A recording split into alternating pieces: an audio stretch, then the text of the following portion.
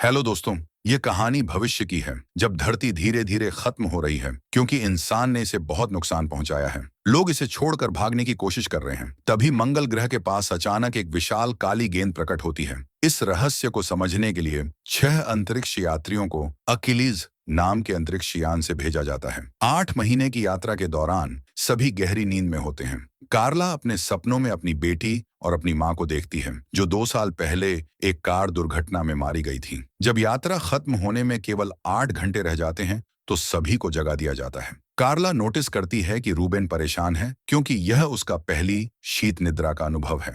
वह उसे आराम करने की सलाह देती है, लेकिन रूबेन अपने अनुभव को लिखना पसंद करता है क्योंकि उसके बहुत सारे मानने वाले हैं। इसके बाद कार्ला कमांडर पॉल के साथ मिलती है और रहस्यमयी गेंद को स्कैन करने की कोशिश करती है, लेकिन जहाज का एआई कुछ भी पता नहीं कर पाता। कार्ला सोचती है कि उन्हें लौट जाना चाहिए, लेकिन पॉल मिशन को पूरा करना चाहता है। इस बीच कार्ला को जहाज के गलियारों में अपनी मां की आवाज सुनाई देती है, लेकिन वहां कोई नहीं होता। दूसरी ओर रूबेन अपने कमरे में अजीब फुसफुसाहट सुनकर डर कर जाग जाता है। कार्ला अपने कमरे में जाती है, तभी वैंस, जो मिशन का प्रमुख है, उसे वीडियो कॉल करता है।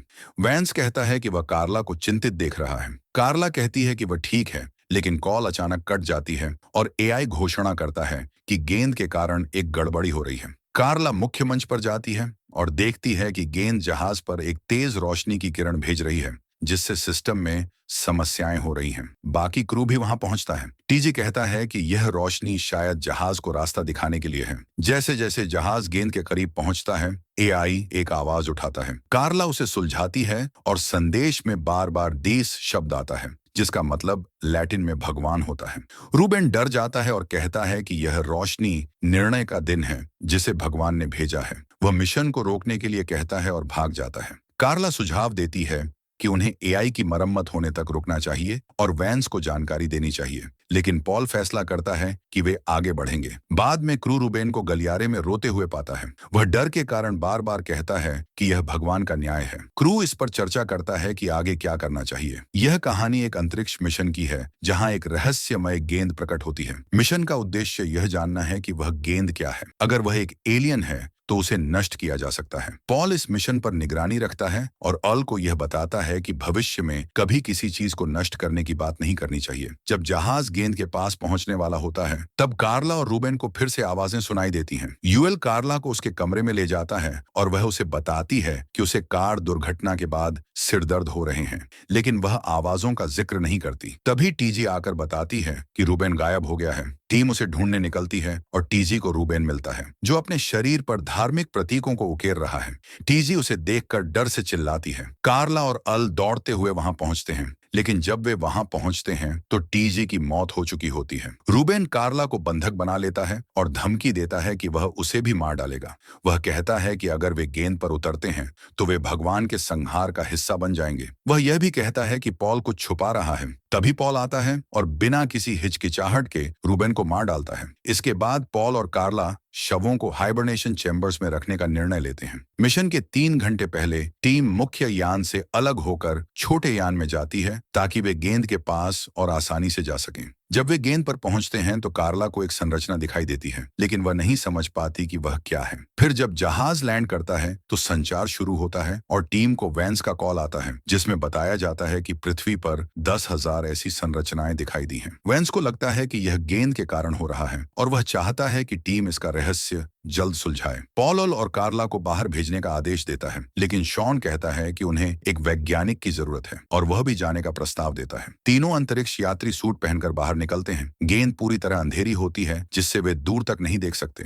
कार्ला का स्कैनर कुछ नहीं पकड़ पाता। जब वह जमीन को छूती है तो वह कहती है कि यह कोई ऐसा तत्व नहीं है जो पृथ्वी पर जाना जाता हो। पॉल उन्हें संरचना की जांच करने भेजता है और जब वे पास से देखते हैं तो उन्हें यह एक गेट जैसा लगता है। तभी गेट के अंदर एक तेज रोशनी चमकने लगती है और वे उसे देख पाने के लिए एक चमकदार बत्ती जलाते हैं। वे एक चिन्ह देखते हैं जिसे इवेंट होराइजन कहा जाता है, जो एक सीमा को दर्शाता है जहां घटनाएं एक निरीक्षक को प्रभावित नहीं कर सकती। कार्ला इसे अस्तित्व के अंत के रूप में उल्लेखित करती है और गेट की जांच करती है, पुष्टि करती है कि यह वही सामग्री से बना है जो गोला से है। उसी समय क्रू को एक अजीब आवाज सुनाई देती है, जो खाली स्थान में संभव नहीं होनी चाहिए। पॉल बताते हैं कि जहाज का एआई एक संचारण पकड़ चुका है और इसे उनके संचार संचार यंत्र के माध्यम से भेज रहा है। यह संचारण कहता है स्वागत है। जब रोशनी तेज हो जाती है तो गेट के बीचों बीच एक महिला प्रकट होती है जो अपने मन से संदेश भेज रही होती है और एआई उन संदेशों को क्रू के लिए अनुवादित करता है। यह महिला कहती है कि वह सभी अस्तित्व के सृष्टा की ओर से बोलती है। वह सृष्टा चेतावनी देने और मानवता को एक विकल्प देने आया है।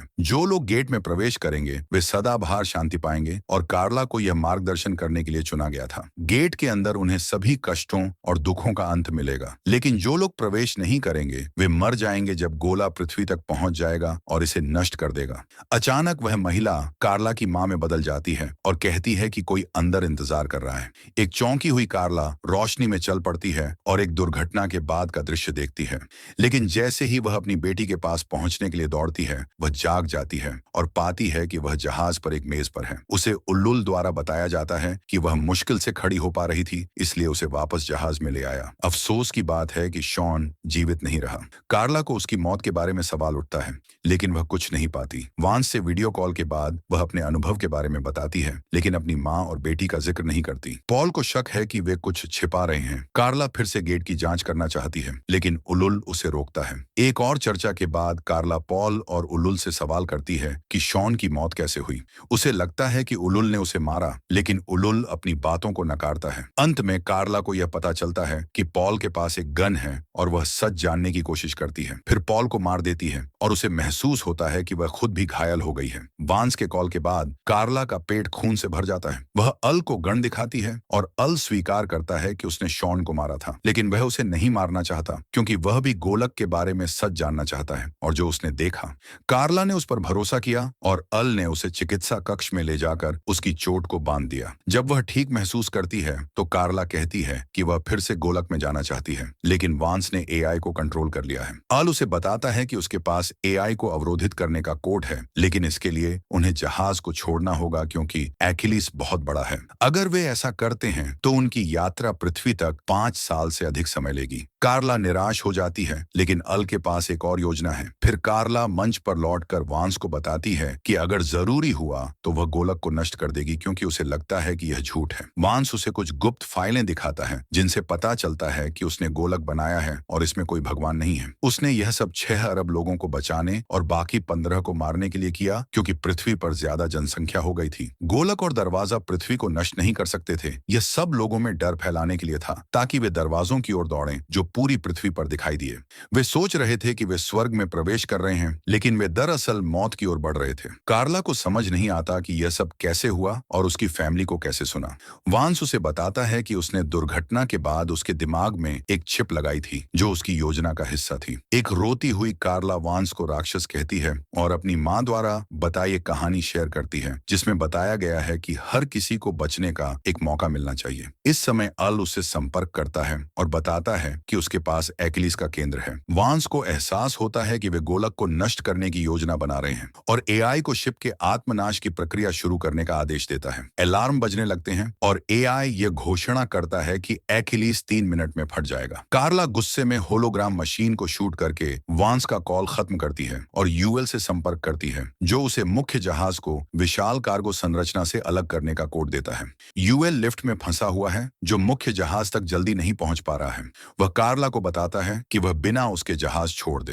पहले तो कार्ला मना कर देती है, लेकिन उसी समय आत्मनाश प्रक्रिया शुरू हो जाती है और एक्हिलीस कई जगहों पर फटने लगता है। कार्ला के पास कोई और विकल्प नहीं है और उसे जहाज अलग करना पड़ता है। वह डर से देखती है कि सभी विस्फोट मुख्य संरचना को नष्ट कर रहे हैं। सोचती है कि उसका दोस्त मर चुका है, लेकिन अचानक यूएल संपर्क करता है और बताता है कि उसने आखिरी क्षण में खुद को बचा लिया है। इसके बाद दोनों अपनी जीवित बचने की खुशी मनाते हैं और अल बताता है कि क्योंकि उन्होंने एक्हिलीस का आधा हिस्सा खो दिया, कोर को हाथ से विस्फोट करना होगा। कार्ला इसे स्वीकार करती है और कहती है कि वे इसे साथ करेंगे। हालांकि जब जहाज गोलक पर पहुंचता है तो यूएल दरवाजा बंद कर देता है और कार्ला से कहता है कि वह पृथ्वी लौट जाए ताकि वह सबको सच बता सके। कार्ला जहाज छोड़ देती है और अल से अंतिम अलविदा लेती है। अल तब तक इंतजार करता है जब तक जहाज काफी दूर नहीं चला जाता और फिर केंद्र को विस्फोट करता है ताकि गोलक को नष्ट किया जा सके। अंत में कार्ला अब अकेले पृथ्वी की ओर यात्रा करती है और एआई उसे सूचित करता है कि यात्रा में 7 साल लगेंगे।